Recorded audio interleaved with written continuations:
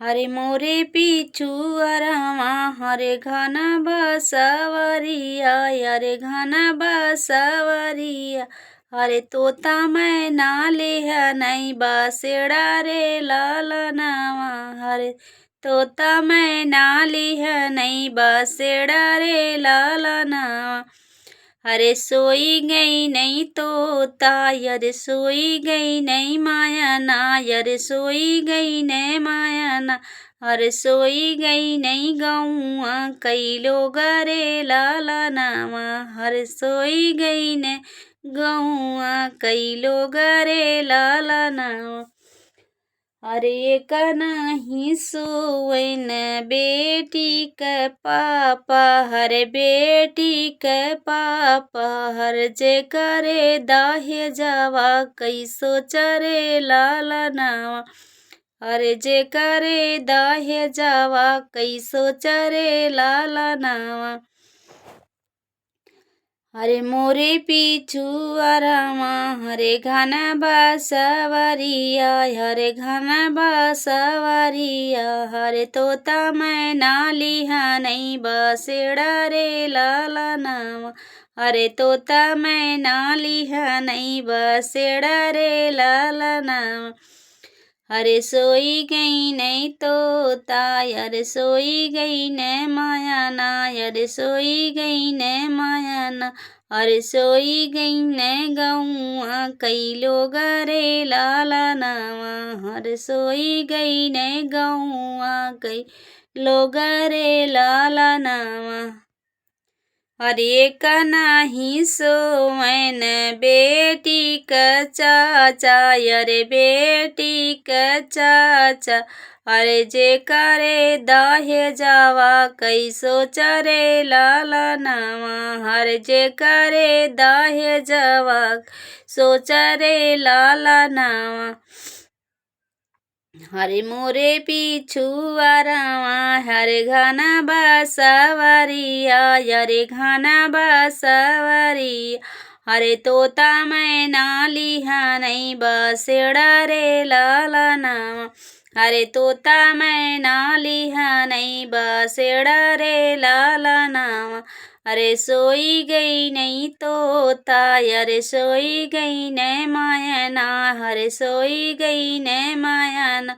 अरे सोई गई ने गौआ कई लोग रे लाला नामा अरे सोई गई ने गौआ कई लोग रे लाला नामा हर एक नहीं सोए न बेटी के भैया अरे बानी के भैया हर जे करे दाहे जावा कैसो चरे लाला नामा हर जे करे दाहे जावा कैसो चरे लाला नामा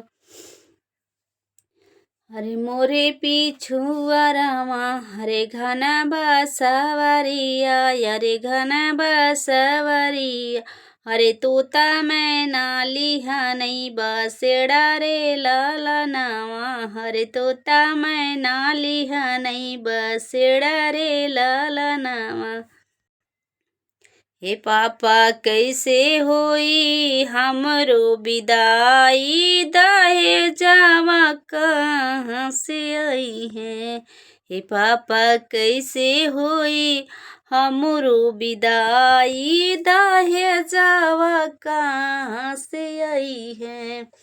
बेटी बनी गई नी आजू बाबूजी के बोझ हो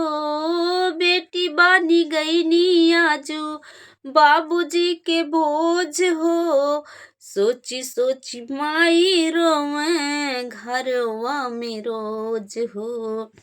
सोची सोची माई रोवे घरवा में रोज हो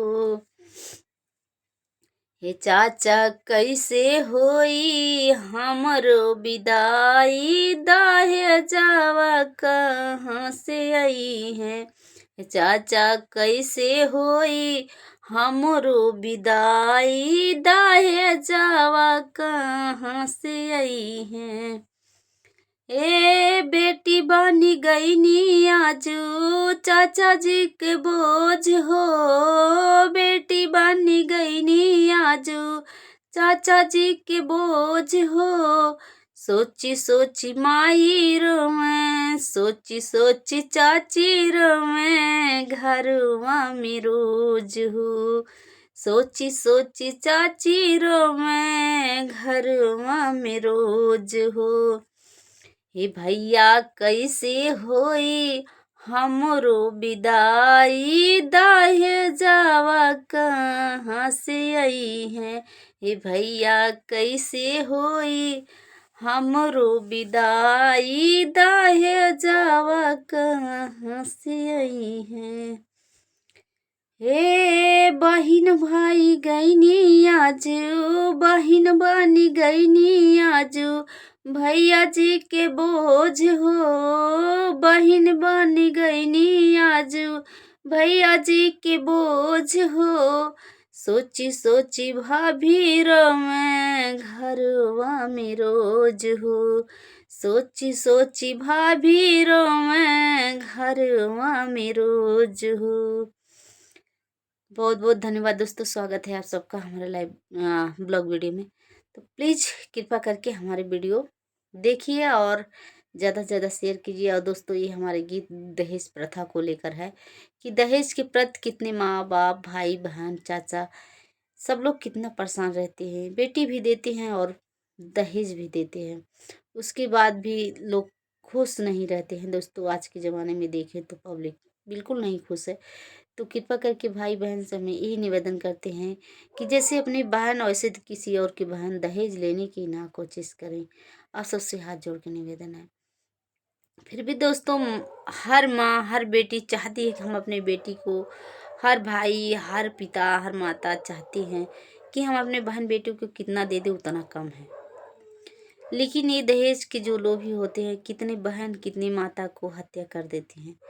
दहेज की प्रत। तो कृपा करके आप सब ना लें तो अच्छा, ख़त्म कर दें दहेज का तो अच्छा है। चलिए दोस्तों बहुत बहुत धन्यवाद आप सबका और हमारी वीडियो देखने के लिए बहुत बहुत धन्यवाद।